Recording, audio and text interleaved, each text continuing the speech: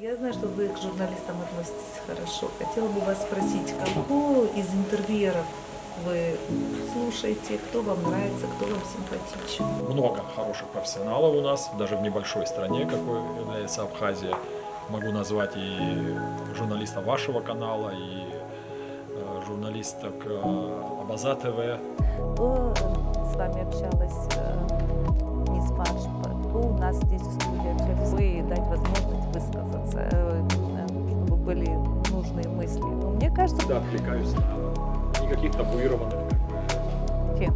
Спасибо, мы готовы, и мы начинаем интервью.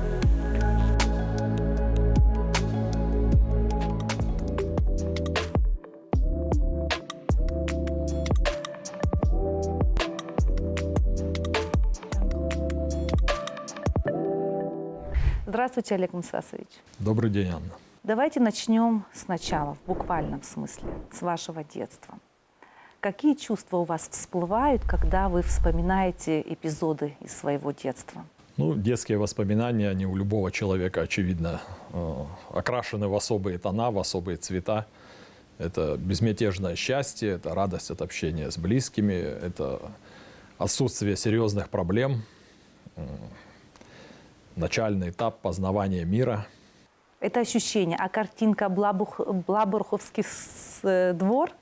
Безусловно, самые первые мои детские впечатления – это наш дом. Наш большой, гостеприимный, такой теплый, хороший абхазский сельский дом. Это любимое мое место на земле по сей день. Я еще вернусь к этой теме позже.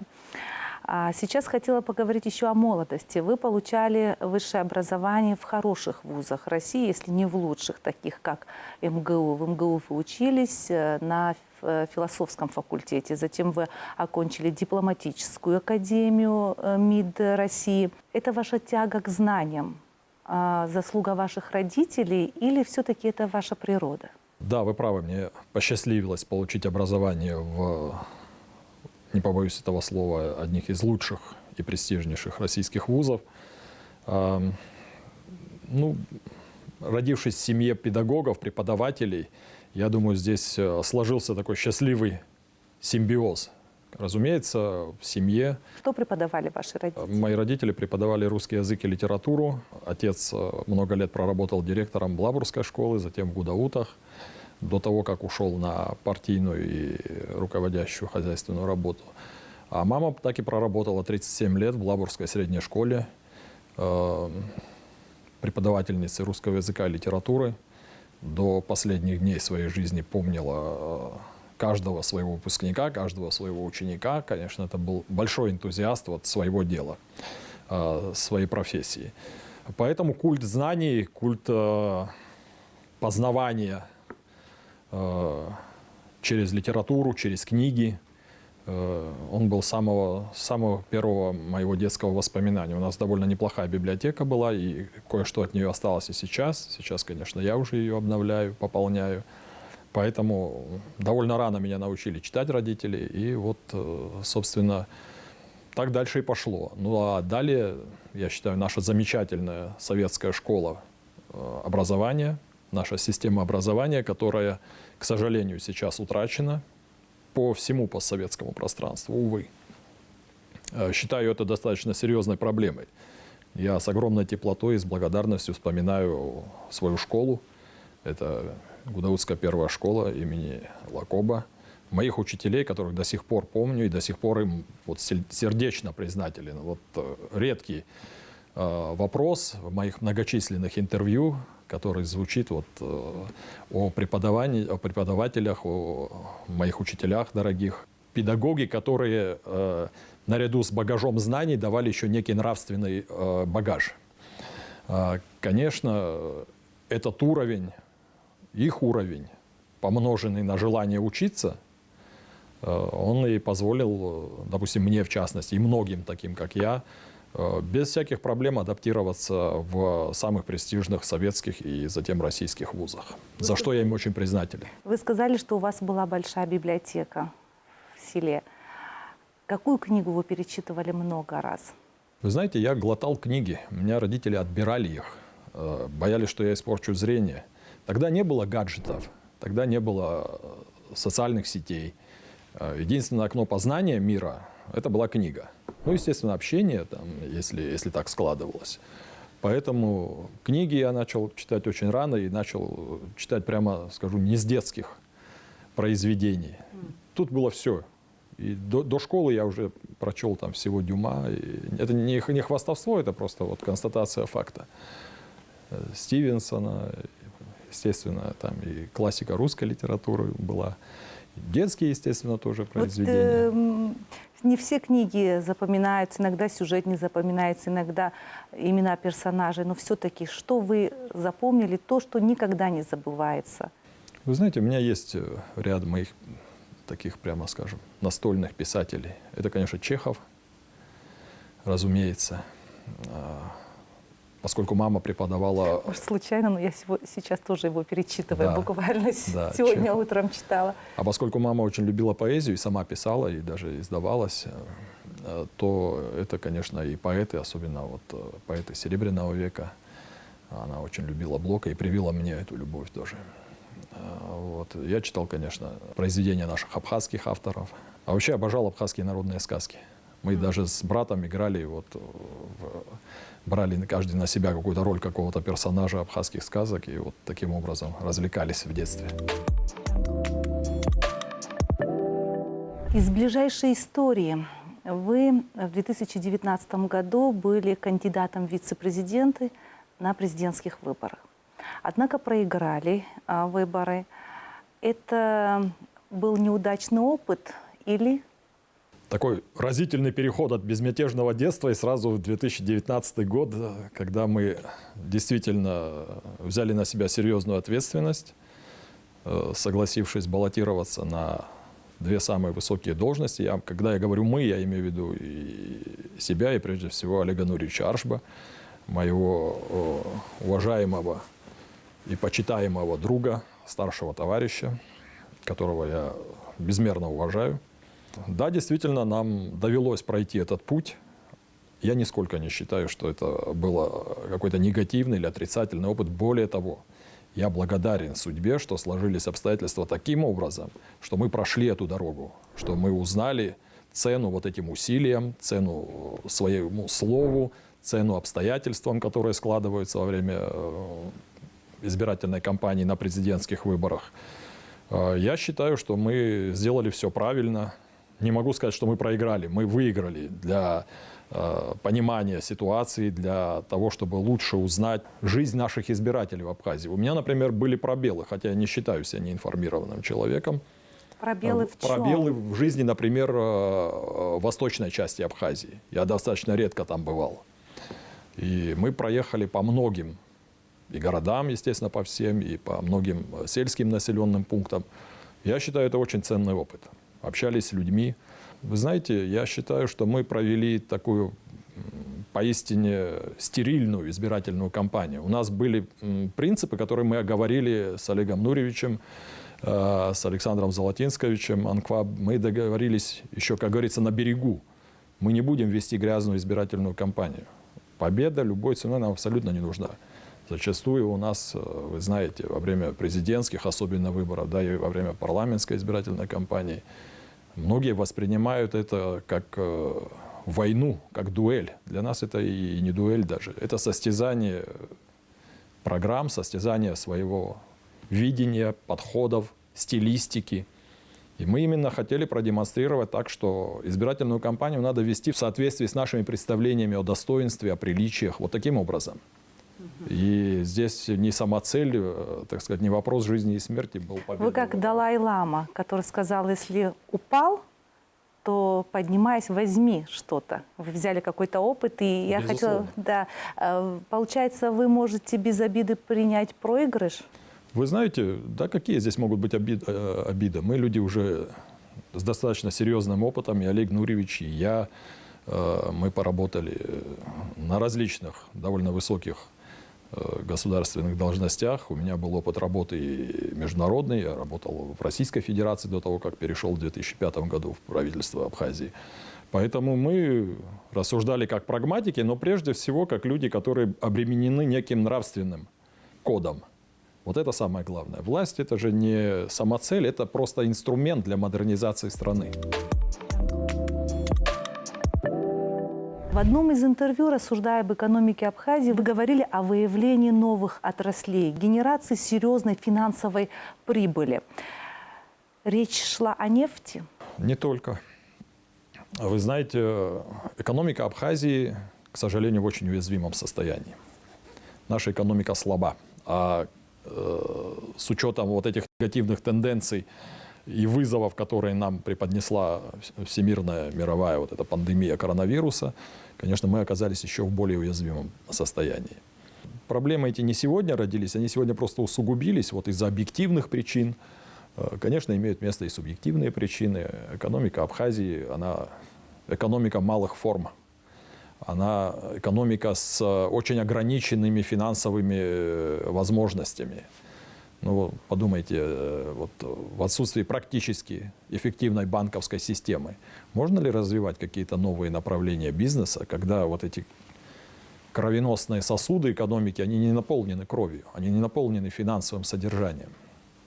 Что остается делать? Остается либо какие-то заимствования искать, которые впоследствии лягут бременем.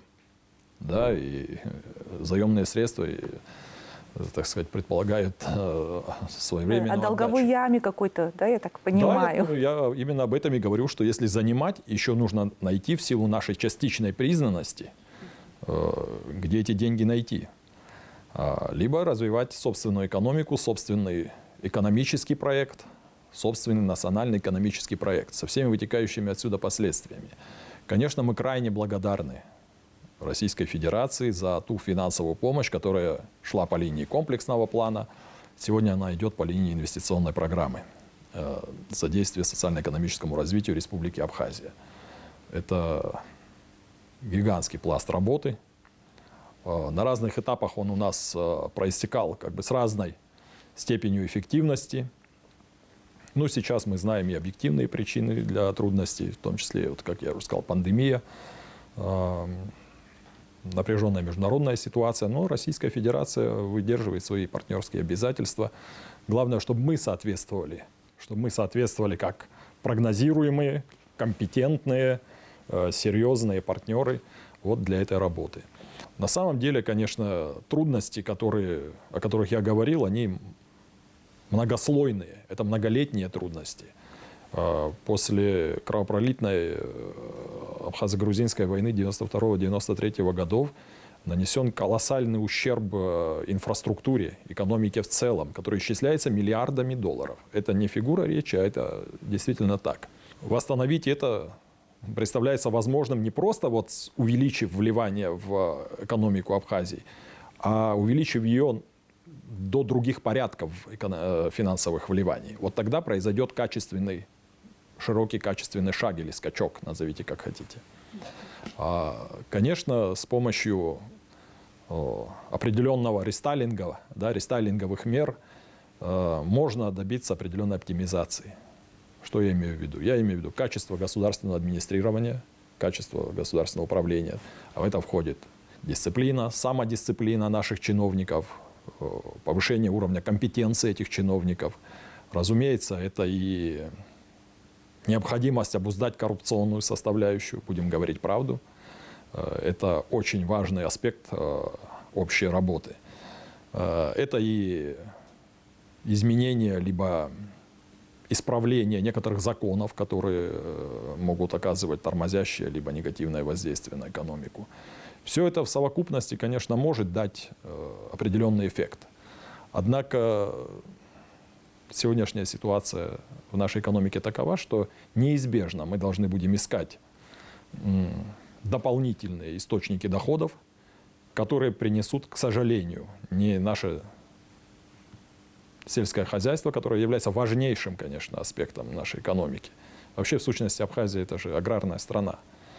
Курорты наши, замечательный туристический потенциал – это своего рода очень такой весомый бонус должен был быть и был в свое время.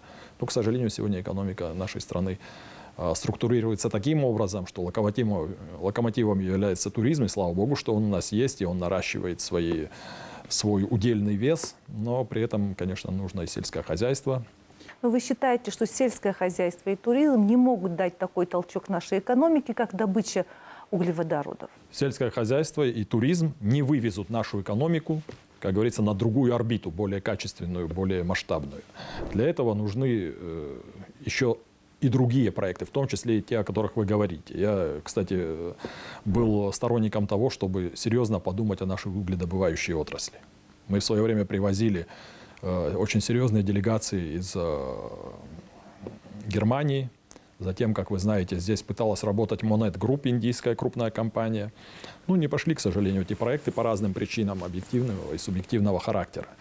Наша угледобывающая отрасль в свое время, вы знаете, дала такой импульс развитию, допустим, вот Кварчалского региона, значение которого трудно переоценить. Я хочу сказать, что около 47-48 лет работала на угле целая электростанция, которая закрывала потребности региона. Об этом тоже стоит подумать. Ну, учитывая, что у нас сейчас серьезные проблемы с перебои с энергетикой, конечно. Надо искать, наверное, альтернативные варианты. ходы надо. Нам нужны энергогенерирующие предприятия. Кстати, раз мы уже с вами перешли на энергетику, я вернусь к углеводородам, не подумайте, что я вас верну обязательно. Да. Когда мы говорим об проблемах в энергетике, хорошо известно, что до войны функционировало порядка 20 с небольшим, 21 или 22 малых ГЭС. В свое время восстановление, реабилитация этих малых ГЭС, мы можем с вами представить, какой облегчающий эффект это имело бы сегодня для нашей энергосистемы, которая испытывает колоссальные перегрузки, колоссальные нагрузки.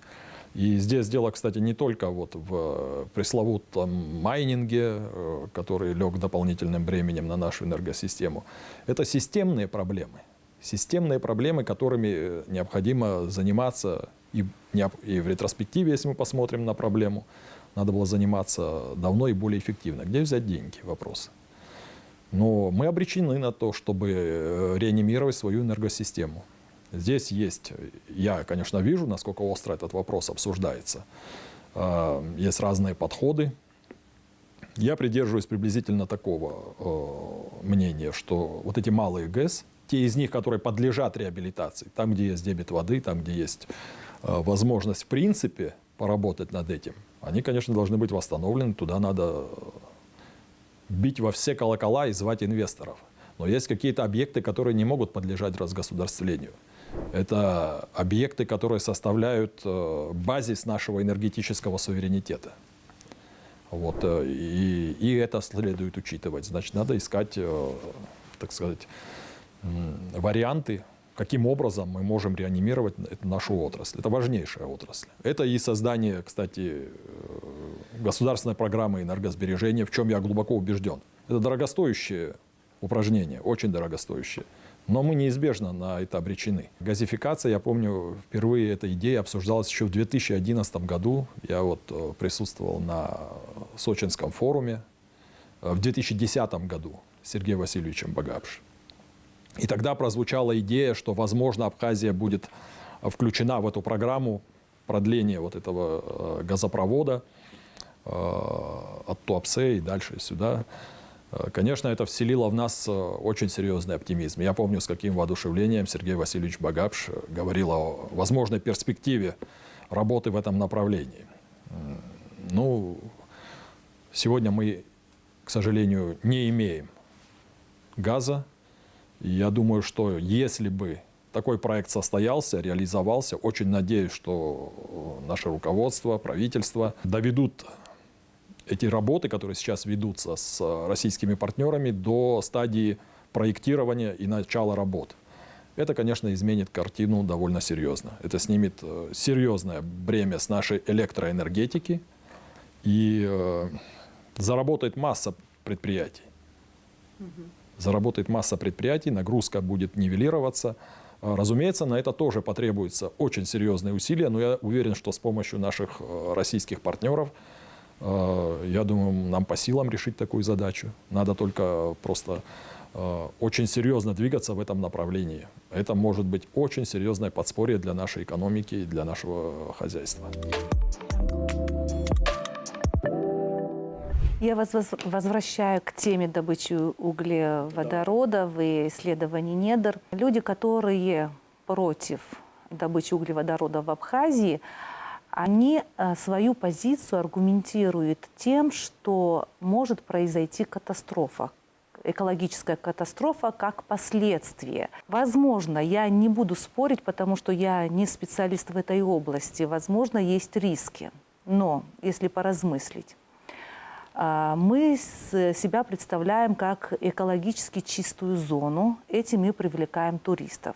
Однако у нас в стране нет ни одного мусороперерабатывающего завода. Эти отходы, бытовые отходы или ядовитые вещества попадают в акваторию, морскую акваторию. Не все у нас тут чисто и хорошо, как мы говорим. Это некая такая полуправда получается. Мы немного лукавим, когда мы говорим, что мы переживаем за нашу экологию, но в то же время происходит неконтролируемый выброс мусора. Вы практически ответили за меня, Анна. Я эту проблему знаю очень неплохо. Проблема экологического характера, которая в Абхазии имеет место быть в связи с отсутствием мусороперерабатывающего завода. Не только мусороперерабатывающего завода. Надо понимать, что отсутствует, собственно, вообще система управления областью ТКО, ТБО, да, твердых коммунальных и твердых бытовых отходов. Это отдельная, специфическая, очень серьезная область деятельности любой страны, любого региона. Я этим вопросом занимался с 2011 года. Вот, кстати, одна из делегаций, которую сюда удалось нам с ними, значит, обсуждать эти проблемы, начать обсуждение проблемы, это были немецкие технологи. Тогда уже было первое предложение по созданию мусороперерабатывающего предприятия.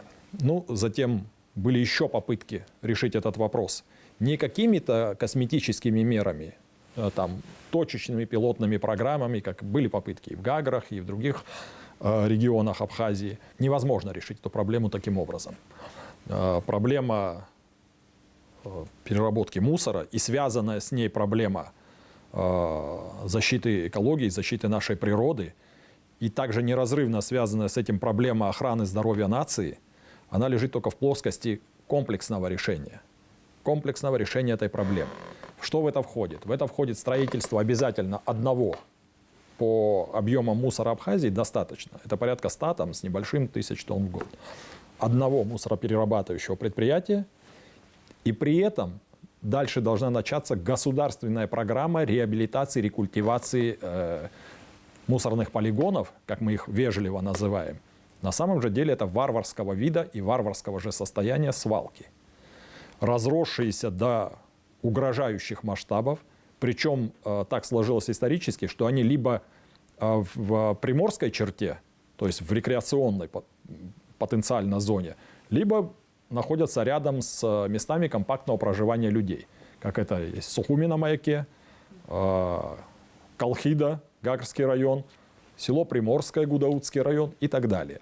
Вот эти свалки и еще некоторые другие поменьше, я с российскими специалистами, с специалистами, которые посчитали возможным начать работать в этом направлении, исходил ногами.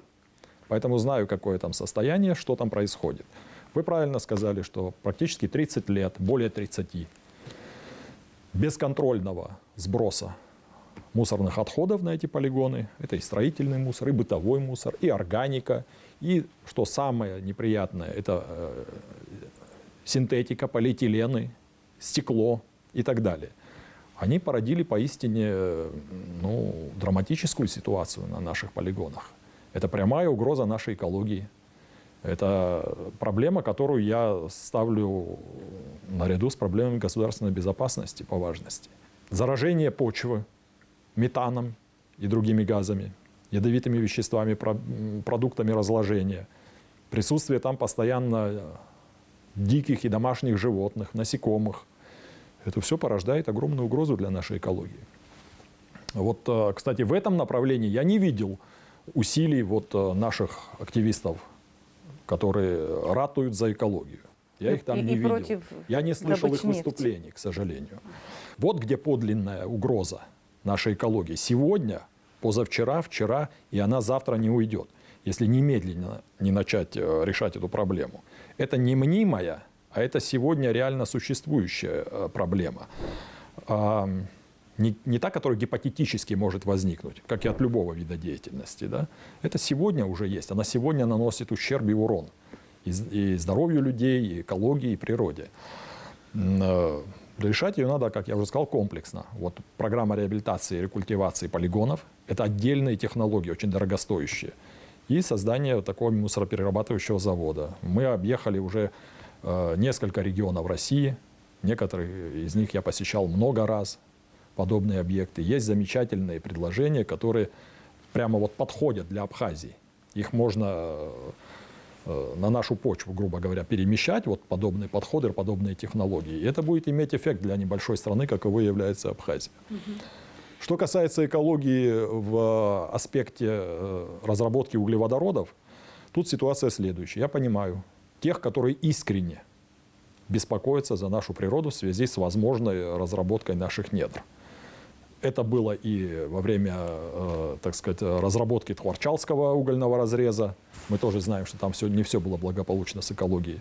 Я хорошо помню, когда угольный шлам сбрасывался в Галицгу. Черного цвета берег был, я это хорошо помню. И такие есть, конечно, опасения, они совершенно справедливы. Но для этого, так сказать, и существует общественный контроль, государственный контроль. Я, кстати, вот хочу, наоборот, этих активистов, которые, так сказать, транслируют нам такие алармистские, да, тревожные сигналы. И, наоборот, я считаю, что это правильно и хорошо. Но это надо делать спокойно, компетентно, без нагнетания напряженности в обществе. Я, например, вот порекомендовал бы, тем более сейчас, вот, например, та же компания Apsny Oil, там новый топ-менеджер, который демонстрировал очень серьезный уровень компетенции, подхода, организаторских способностей. Очень надеюсь, что удастся создать эту коммуникацию с гражданским обществом. Можно Олег создать Лакоба. общественный совет. Вы Да, Олег имеете в виду Олегович Олега Лакоба, Лакоба? которого я хорошо знаю, мы с ним проработали много лет. Поэтому я думаю, что одним из шагов для того, чтобы начался какой-то цивилизованный диалог, не политизированный, а действительно предметный. Вот могли бы стать такие контакты с участием представителей гражданского общества, с участием представителей медийного мира, журналистов. То, что мы отнекиваемся от этой темы, это же не решает проблему. У меня еще другой вопрос к теме нефти. Если мы не будем добывать нефть, скажем, мы предпочтем оставаться с тем, что у нас сейчас есть, но могут ее добывать другие страны, соседствующие, которые имеют доступ к шельфу. И тогда, если будут последствия, мы получим, у нас не будет ни денег, но последствия в виде экологической катастрофы мы будем разгребать. На самом деле в Причерноморском бассейне 4 страны уже ведут работу на тему добычи нефти. Я сейчас хочу сказать сначала не про Грузию. Турецкие компании в содружестве с американскими нефтедобывающими корпорациями ведут работу. Их порядка 4 компаний. Румыния, Украина. Все это при поддержке западных партнеров. Что касается нашего ближайшего соседа Грузии. Сегодня там работает порядка 11 компаний. Порядка 11 компаний. В их числе несколько компаний, которые представляют большой вес в мире нефтедобычи. Это трансконтинентальный и вообще американская компания, но это такой трансконтинентальный игрок очень серьезный, компания Шламберже. Она уже имеет инфраструктуру для того, чтобы работать на грузинском шельфе. Это компания Anadarko Petroleum, она зарегистрирована в штате Техас. Она также имеет, она, по-моему, сторожила, она раньше всех пришла туда, в Грузию. Она также имеет там определенные планы.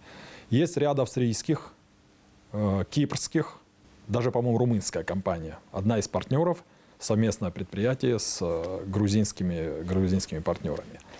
То есть активно идет работа. Я вам хочу привести цифры. Вот если мы отвлечемся от вот этой непримиримой риторики, обратимся просто к цифрам. А дальше пусть люди делают вывод, что нужно делать, а чего недопустимо делать.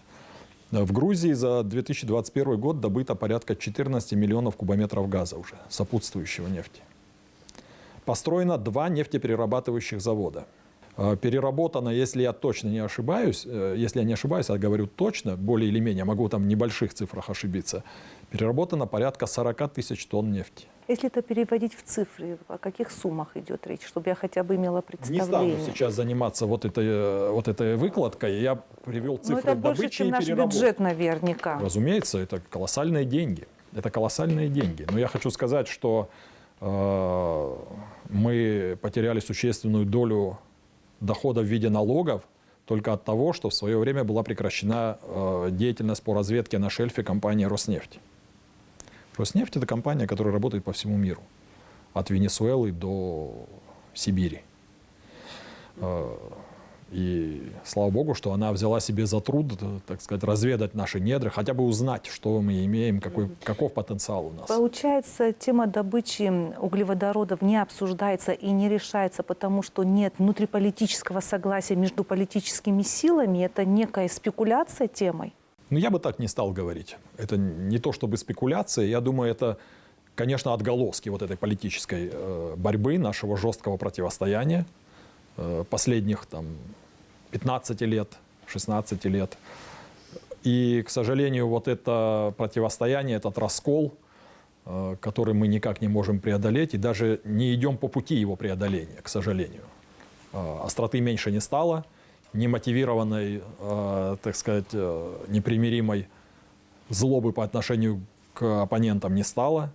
Это отражается и в том числе на наших сферах хозяйствования, на нашей экономике и так далее. Обратите внимание, любой проект, вне зависимости от того, там, кто у власти, какая команда. Да? У нас 2 противоборствующих лагеря, как мы знаем, они меняют друг друга с печальной частотой. И любой проект, любое предложение, даже самое здравое, которое прозвучит из одного из лагерей, будет неизбежно торпедироваться представителями другого лагеря. А это подрывает, так сказать, вообще любые перспективы для нашего устойчивого развития. Я вот смотрю в соцсетях, иногда анализирую, мне присылают какие-то материалы. Как правило, жесткая критика того или иного проекта, она исходит обязательно от представителей противоположного лагеря, оппозиционного лагеря. Разумеется, есть серьезная генерация, серьезная прослойка принципиальных экспертов, которые выскажутся объективно, вне зависимости от политической конъюнктуры. Я хотел бы вот такой подход приветствовать. То есть уровень дискуссии должен соответствовать масштабу проблемы. Если это дискуссия на уровне «я патриот, а ты негодяй», то мы далеко не продвинемся. Почему это происходит сейчас? Я говорю о реальности, то, о чем вы описали выше. Потому что отсутствует политическая культура или потому что не хватает государственного мышления? Если меня спросить, это мое приватное мнение, кто-то, может, меня осудит за остроту оценки, но она обескровила республику уже. Она лишает воли, парализует волю чиновничества, руководства. Неважно, какая политическая команда находится у власти. Она подрывает созидательную энергию народа. Она плодит апатию среди людей. Среди тех, которые не являются активистами того или иного лагеря. Они просто хотят спокойно, стабильно жить, множить богатство своей страны, укреплять потенциал своей страны, растить свои семьи, содержать их и так далее. Многие уже просто устали от этого противостояния. Тем более оно имеет еще и в качестве мультипликативного эффекта, отрицательного, плохого, тяжелого эффекта, и вот такую разобщенность по важным вопросам развития страны. Невозможно договориться, невозможно найти общего языка. Олег Мсасович, кое-где я с вами не согласна. Разве может государство быть без политической борьбы? Ведь это нормально, когда есть разные мнения. Полной согласия добиться невозможно, полной гармонии не бывает, понятно. Но вести эту борьбу надо, наверное, в каком-то русле. Абсолютно с вами согласен. Я, честно говоря, задумался. Плохо, если сложилось такое впечатление от моих слов, что я за единообразие, за однопартийную систему, так сказать, далеко не таких взглядов я придерживаюсь. Всегда будет место плюрализму мнений, плюрализму подходов, разнообразию суждений, даже в важных вещах, в принципиальных вещах. В этом нет ничего страшного. Но это как бы не отменяет того, что в главном мы едины. Я надеюсь, что так оно и есть. Потому что как только возникает какая-то общая проблема, опасность извне, серьезная проблема, то наши политические коллизии, они все, значит, приводятся к единому знаменателю. Слава Богу. Но сегодня есть проблемы, которые мешают нашему устойчивому развитию, которые не дают нам двинуться дальше. И я при всем моем уважении к тому, что должна быть богатая палитра политической жизни в Абхазии, я хочу сказать несколько иное. Мы должны вести нашу политическую жизнь и политическую борьбу, я уже говорил, в соответствии с нашей ментальностью в том числе, с разумным подходом и с очень серьезной мерой ответственности. Мы должны понимать всю хрупкость, я это неоднократно говорил уже. Это сравнение очень подходит к нашей сегодняшней действительности. Мы живем в стеклянном доме. И при этом, как только начинаем вздорить друг с другом, пытаемся бросаться друг друга булыжниками. Это крайне опасно. Это может привести нашу общую лодку на мель, на рифы. К сожалению, вот такие соображения. Уйдем от темы нефти. Я не знаю, это, наверное, еще далекая перспектива. Вернемся к нашим реальностям, к курорту и туризму и к сельскому хозяйству. Мы немного уже про это сказали, но как-то вы выразились, что когда надеются, что именно курорты и туризм и сельское хозяйство дадут толчок нашей экономике, это у вас вызывает горькую улыбку.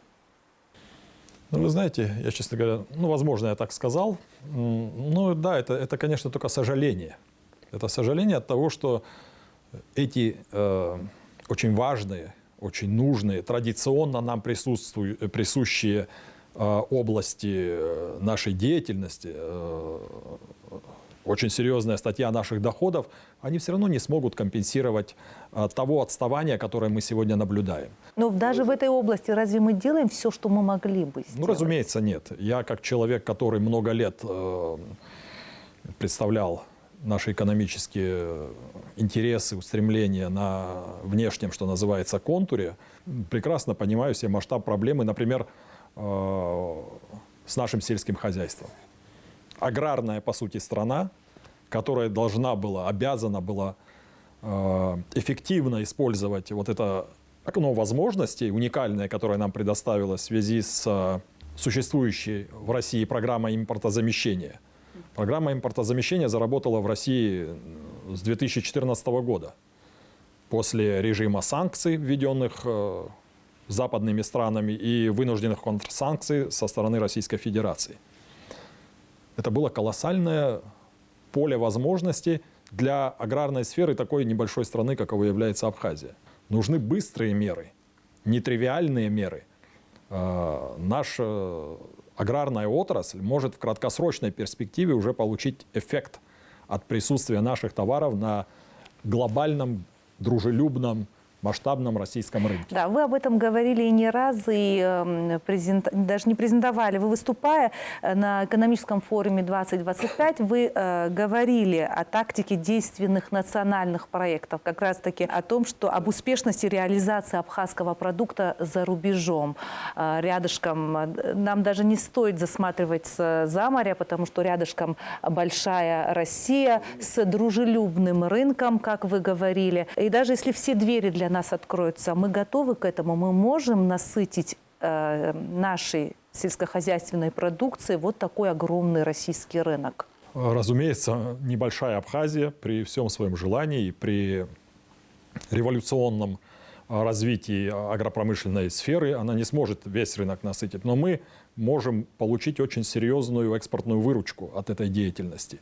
Мы можем нашими товарами, если бы мы в свое время, да и сейчас не поздно, пошли по пути создания очень быстрого, агрессивного создания большого количества производств, которые бы исповедовали современные принципы хозяйствования, современные бизнес и технологические модели сумели бы предложить на внешний рынок нашу очень качественную, зачастую, чаще всего это так и есть, качественную, экологически чистую и недорогую в сравнении с западными аналогами продукцию, разумеется, мы были бы обречены на успех.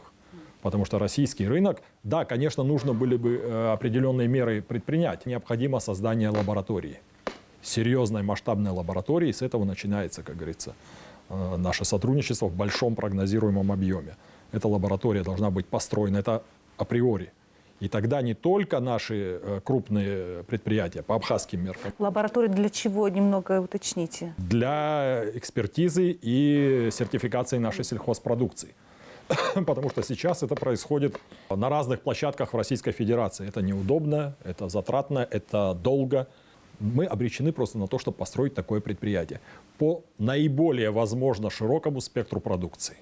И тогда продукция не только наших там крупных, условно говоря, по абхазским меркам компаний, но и продукция фермерских хозяйств, крестьянских хозяйств, она может безболезненно, оперативно, недорого пройти здесь сертификацию и уже будучи легализованной таким образом, поступать на российский рынок и на внешние рынки Олег Николаевич, вообще. но до этого нам же надо создать эти фермерские и крестьянские хозяйства. Разумеется. Их ведь тоже вот это нет. самое сложное. Я никогда не забуду, как в один из наших приездов после «Золотой осени» опять мы достойно довольно представили нашу продукцию. В сущности, чем мы занимались? Мы планомерно, упорно, скрупулезно пытались привлечь внимание внешних рынков к абхазской продукции сельскохозяйственной. И, не побоюсь этого слова, всегда были хорошие оценки. Мы много раз показывали, что являемся лидерами в области представления своей национальной продукции.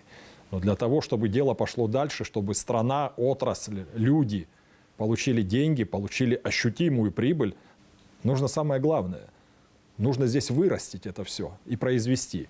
Я никогда не забуду, как на церемонии награждения один из наших руководителей больших, поздравляя нас и отдавая должное и давая высокую оценку нашей деятельности, обращаясь ко мне, сказал: я хотел бы, чтобы на следующий год вдвое больше компаний, вас хочу попросить, это он мне сказал, было представлено. Я говорю, это не наш вопрос. Мы представим. Ваша задача организовать здесь эти производства. В каком году это было? Это был, по-моему, если не ошибаюсь, 16-й год или 15-й. Да, ирония. Вот на том же экономическом форуме 2025 вы говорили о проектах по цифровому развитию. Да. Может, у нас нет таких тектонических сдвигов в этой области, но я все-таки верю в нас. Мне кажется, наши люди легко обучаемые, и мы стремимся к этому, нас тянет к этим высоким технологиям. У нас есть молодежь, талантливая молодежь, стремятся освоить эти высокие технологии, новшества мира. Может, я оптимист, может, я как-то хочу, чтобы мы быстрее присоединились к этой глобализации. Ну а что вы думаете? В этой части есть у нас перспективы? Цифровое развитие тоже могло бы стать, начиная еще с 2016 года, тоже областью генерации прибыли. Мы же с вами знаем, что эта деятельность велась, начиная с конца 2016 года. Различные группы людей, отдельные, я ни в коей мере не собираюсь подсчитывать чужие, так сказать, доходы. Замечательно, наверное, что люди зарабатывали. Плохо то, что государство с этого ничего не имело. Ни одного рубля, ни одного цента, ни одной копейки. Вот это плохо. А это могло бы пойти подспорьем в ту же самую энергетическую отрасль. Создавались бы складские программы. В том числе создание майнинг-цодов было. Да. Мы же все хорошо знаем с вами, какой масштаб и какой размах носила эта деятельность. Вплоть до самого недавнего времени. И в каком конечном итоге... И все вне государственной казны. Разумеется. Каким бременем это потом легло на нашу энергосистему, вот это огромное развитие майнинга. И самое обидное, что государство здесь ничего не получило. Есть примеры в других странах, даже Венесуэла, в которой наша страна-партнер, признавшая государственный суверенитет Республики Абхазия, в условиях очень серьезной политической турбулентности все равно создала государственные майнинг-цоды. и получила серьезную передышку, серьезный глоток кислорода финансового, когда очень плохо себя чувствовали финансово. Белоруссия, Грузия и так далее. Но для этого нужны государственные программы, нужен государственный подход. Если это отпустить на самотек, вот эта вольница, она разрушит энергосистему. То, что мы сейчас имеем. Когда я говорил о цифровом развитии, вообще о перспективах цифрового развития, направления его, конечно, я имел в виду еще и использование и мирового, и российского опыта. Я тогда уже предлагал задуматься о создании мультифункциональных центров. Муниципальных, городских, поселковых и так далее. В России этот проект был просто на ура организован и выполнен. Это создание мультифункциональных центров, таких территорий, которые максимально облегчали взаимодействие, взаимоотношения государства и гражданина. Это принцип одного окна, регистрации документов, получения различных справок. Это электронный документооборот, создание массивов данных, которые будут на электронных носителях для отдельных предприятий, для отдельных министерств. Я тогда называл это Министерство труда и социальных отношений. Могли бы пойти по этому пути. Министерство юстиции. Кстати, вот Министерство юстиции, я рад, что это, так сказать, этот подход возобладал и начало уже реализовывать определенные действия в этом направлении, в создании электронного массива данных по хранению различных документов, по созданию электронного оборота. Вот по этому пути и следует идти. Необходимо это делать. Это серьезно облегчает жизнь людей. И что касается электронного документа оборота, это дисциплинирует чиновников, это позволяет сразу же осуществлять контроль над графиком исполнения их заданий, над самодисциплиной. Это очень серьезно дисциплинирует. Я думаю, что, конечно, у нас есть все перспективы для работы в этом направлении. Тем более, что это не бином Ньютона. Это надо и возможно, и нужно, и возможно делать вот буквально в условиях сегодняшнего дня. Вот эти национальные проекты, которые вы перечислили выше, их можно реализовать, осуществить нашими внутренними силами, или все-таки здесь необходимы инвестиции, привлечь надо инвесторов? Я думаю, решение потребует комплексного подхода. Это и, прежде всего, это целеполагание. Мы должны принять за основу необходимость действовать в этом направлении. Сконцентрировать усилия, волю. Дальше идут компетенции. И только потом уже финансовые средства. И здесь есть пространство для маневра, я убежден в этом. У нас активные пользователи Фейсбука, или некоторые представители общества, оппозиции, очень агрессивно реагируют на всякую идею или инициативу привлечения инвесторов. Так хлестают наших инвесторов, которые хотят что-то сделать в Абхазии, что порой думаешь, как они после этого здесь будут организовывать бизнес. Что это? Откуда такая агрессия? Есть ли какие-то реальные причины, какая-то угроза или какие-то риски для Абхазии? Что касается борьбы за инвестиции, это такая уже избитая истина, к которой даже не хочется прибегать. Весь мир борется за инвестиции. Последнее. За инвестицию, чтобы привлечь в свою страну, да. Последнее, за что мы должны ратовать, это, так сказать, за то, чтобы не было инвесторов. Наоборот, нам надо, чтобы инвесторов было много, чтобы они были разные, и крупные, системные инвесторы, и люди, которые рискнули в небольшой проект в Абхазии вложиться. Мы должны определить правила игры, понятные, равные, прозрачные, а затем при помощи гражданского контроля и всей мощи государственной машины обеспечить четкое соблюдение этих условий. И тогда не будет никаких опасений, никаких фобий, когда все прозрачно. Я сам против келейности, какой-то кулуарщины. В обсуждении любых проектов, в том числе и вот про углеводороды говорили. Я же не случайно назвал как один из возможных вариантов диалога создание таких общественных советов, где на этой площадке все бы наблюдали за проектами там, с высокой степенью генерации прибыли и других. Но что плохого в том, что реализуются большие масштабные проекты? Да и небольшие масштабные проекты. В курортной сфере реализован был в Ачамчирском районе проект Тамыш-Вилледж. Масштабный, амбициозный проект, который был реализован при участии флагманской туристической компании туроператора России «Библиоглобус». Есть замечательный наш инвестор абхазской национальности, который уже работает и в Гагрском районе, восстановили массу предприятий туристического направления. В Гудаутском районе работают. Разве плохо, что оживляется картина некогда совершенно безрадостная и бесперспективная? Ну, сколько нужно, чтобы прошло лет? 30, ну, пусть скажут сколько. 40, 50. Давайте подождем.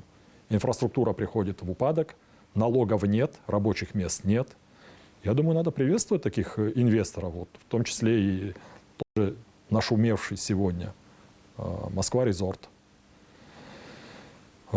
Подобные территории развития, очевидно, они могут в общественном сознании наших граждан таить в себе какую-то угрозу. Но для этого и нужно чиновничество, которому ты доверяешь, гражданское общество, которое будет держать руку на пульсе и не позволит злоупотреблений. Тоже касается и этого проекта с углеводородами. Вот сегодня компания Апснойл, насколько мне известно, строит нефтебазу в Гагрском районе. Объем финансирования 2 миллиарда 300 миллионов рублей.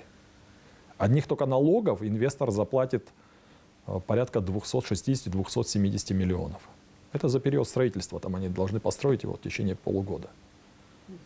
И кроме того, это еще позволит иметь запасы большие нефти и избежать колебания цен. Вот сейчас у нас растут цены на нефтепродукты.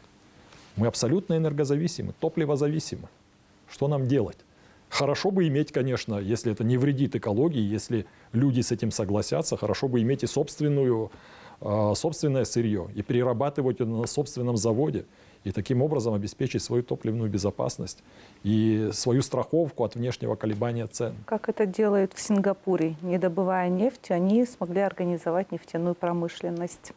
У нас любят примеры такие, когда рыбацкие деревеньки превращаются в территорию опережающего развития. Но тут я хочу сказать, что это тоже такой пример хороший, конечно, но надо помнить, какой ценой прошел Сингапур этот путь. Подходит ли нам такой социальный эксперимент? Вряд ли. Какими жесткими мерами, иногда беспощадными мерами это процветание было достигнуто. Сингапурский опыт для нас не пример. Нам не подходит. Я первый раз беседую с человеком, у которого иная точка зрения, потому что чаще говорят о том, что вот бы нам перенять опыт Сингапура, там, экономическое чудо Сингапура. Вы знаете, вот когда контуры этого экономического чуда сингапурского уже стали осязаемыми, зримыми, к ним поехало огромное количество различных делегаций из окрестных и далеко лежащих стран с одной просьбой – поделиться вот этими инновациями в экономике и так далее, что обеспечило такой большой рост, такой прогресс. И Ли Куан Ю дал команду ни от кого ничего не скрывать. То есть делились своими методиками, своими шагами. Приезжие прилично это все, прилежно компенсировали и уезжали. И практически ни у кого ничего не получилось. По одной простой причине, что не был сделан первый шаг, такой двуединый шаг. Это жесткое обезглавливание коррупции и установление жесточайшего общественного порядка. Это то, чего мы никогда не сможем сделать. Казни массовые, которые имели место в Сингапуре, за коррупцию и так далее, я бы, так сказать, не призывал бы к этому в Абхазии. В силу нашей малочисленности и многих других, так сказать, особенностей нашей ментальности. Я поняла, о чем вы говорите. Вот сейчас в преддверии выборов в парламент нам предстоит сделать осознанный выбор. Но я сомневаюсь, что мы на сей раз сделаем вот этот правильный выбор. Может быть, я уже потеряла какую-то веру в наших граждан. Может быть, опыт показывает, что люди голосуют за соседа, за того, кто проложил асфальт. Изменится ли что-то сейчас? Я не уверена. Боюсь, опять мы будем танцевать на тех же граблях. Я считаю, что у нас высоко развитое гражданское общество. Наши традиции демократии, прямой демократии, иногда даже слишком прямой. Лишь бы не анархии. Да, наши традиции народоправства, когда люди имеют достаточно быструю коммуникацию с самого высокого уровня руководителями. Свидетельствует о том, что, конечно, степень развития гражданского общества довольно высока. Ну и даже не только об этом. Вот посмотрите на усилия наших активистов, допустим, движение «Мы вместе», которое было организовано в период обострения пандемии. Ну, можно только приветствовать такие вещи. Вот когда в едином порыве и бизнес, и гражданское общество, волонтеры, меценаты сплотились для решения очень серьезной проблемы, для предотвращения глобального вызова. Я бы не стал говорить, что у нас все плохо. Посмотрите на усилия наших зоозащитников. Я просто вот снимаю шляпу перед этими людьми. Да, скоро у нас будет приют для бродячих собак. Сухуми, да. Такой же вот делается с помощью, значит, руководства Гагрского района в Гагрском, ну не в Гаграх, а в Гагрском районе. Это для меня тоже очень такая чувствительная тема. Я считаю, что вот отношение наше вообще к природе, и в частности к братьям нашим меньшим, это показатель уровня культуры общества. Уровня культуры. Нам не подобает с нашими традициями сострадания, значит, доброты, доброго отношения, отклика на беду. Нам не подобает вести себя таким образом, когда ситуация вот такая, как она сейчас, вот с бродячими животными, с бездомными, с теми, которых постоянно калечат, выбрасывают и так далее. Надо эту ситуацию менять. Надо помочь этим людям, которые действуют по велению просто сердца. Многих из них я знаю и впечатлен их работой. То есть у нас не все так плохо, как мы преподносим? Разумеется, нет. Разумеется, нет. Есть надежда. Я еще раз говорю, нам бы сплотиться, оставить вот эту вот немотивированную злобу, непринятие априори с самого начала мнения своего оппонента, и мы получили бы большой качественный шаг. Думаю, вот в этом лежит, в этой плоскости лежит ключ для успеха вообще нашего национального, нашего государственного проекта. Продолжая приятную тему про Блабруху. Вы говорите, что часто там бываете, что это место вашего отдыха, что много времени там проводите. Чем вы занимаетесь? Вы знаете, я даже не могу сказать, что я там часто бываю. Я там живу, когда я в Абхазии. У меня в Абхазии нет другого дома. Это вот мой старый дедовский, отцовский дом, построенный отцом. Я его перестраиваю, естественно, модернизирую, делаю его более удобным, пригодным для жилья, для гостей. Но это большое хозяйство еще, к тому же. Вообще вот отец мой, например, вот для него большая отдушина была, когда он после различных перипетий своей работы, он приезжал, работал в саду всегда, брал нас с собой.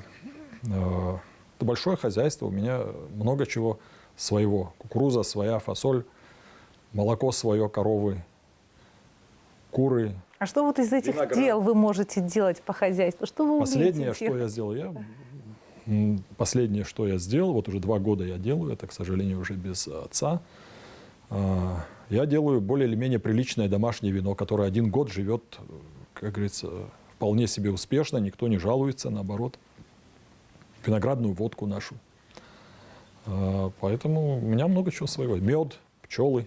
Есть у вас Да, большое вообще, хозяйство? Да, вообще я считаю, что Абхазское село, это же, конечно, это не просто, знаете, не просто красивое место, а наши села красивейшие. И в том числе и мое село, оно в предгорьях, такое лежит на холмах. Это не географическая локация, не место на карте, и не только административно-муниципальное какое-то образование, да.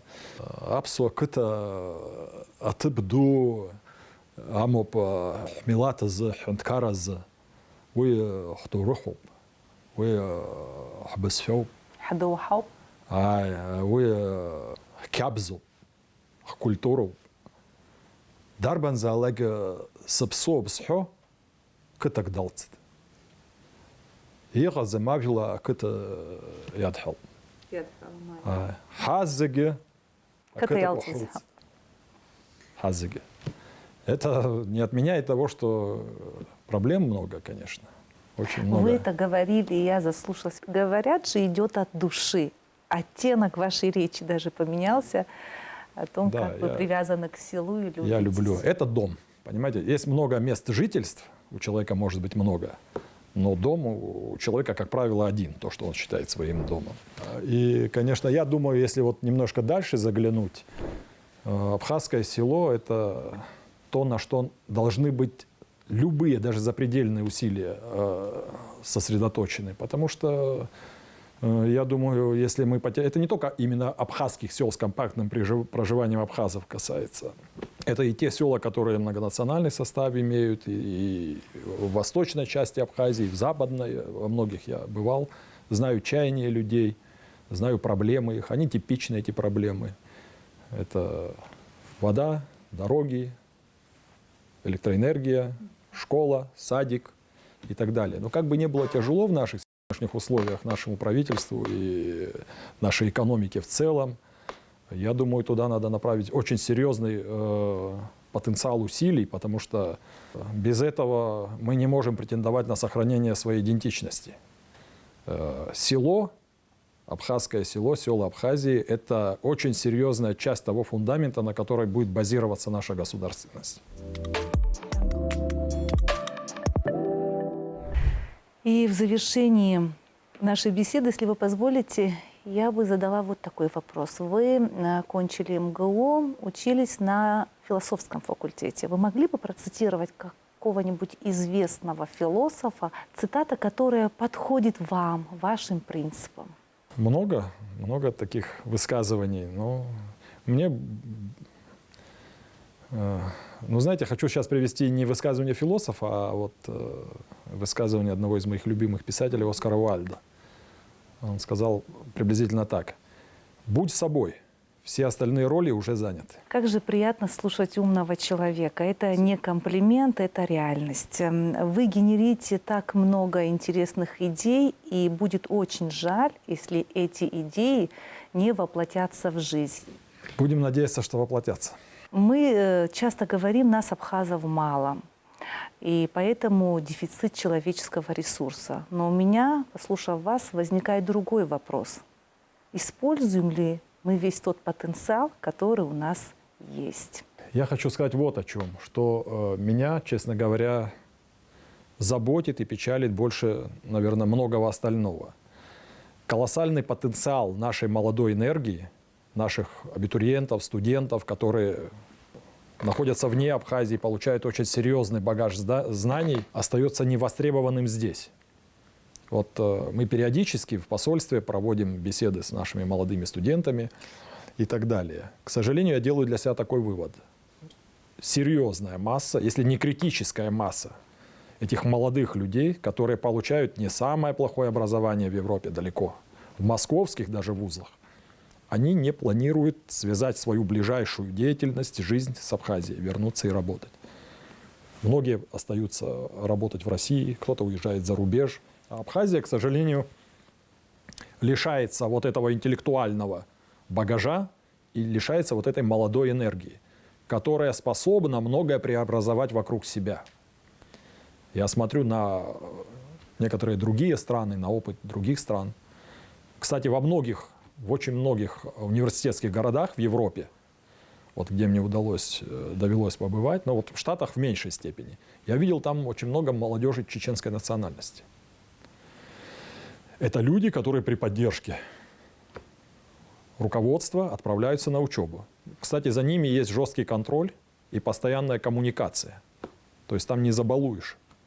О чем это говорит? О том, что уже сегодня куется определенный бизнес и интеллектуальная, административная элита. Кстати, вот грузинской молодежи много в Штатах и в Европе.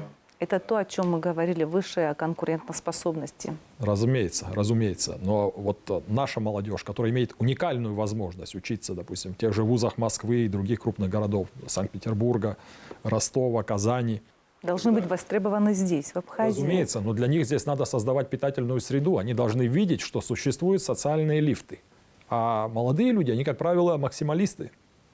Они, как правило, очень чутко, очень резко реагируют на несправедливость, на то, что не равны условия для всех, не одинаковые условия.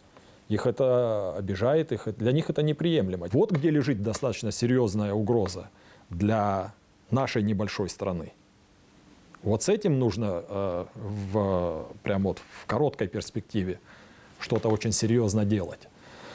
Потому что молодежь — это и есть наш потенциал, это наше будущее, это самые главные инвестиции в будущее. Я вижу, у нас есть еще о чем поговорить. Я не задала много вопросов и по поводу социальных лифтов, и по поводу вашей работы в ВАК, в московской абхазской диаспоре. Но это еще повод, чтобы пригласить вас еще раз на интервью в Договорились. проекте «Лидер». Спасибо вам. Спасибо.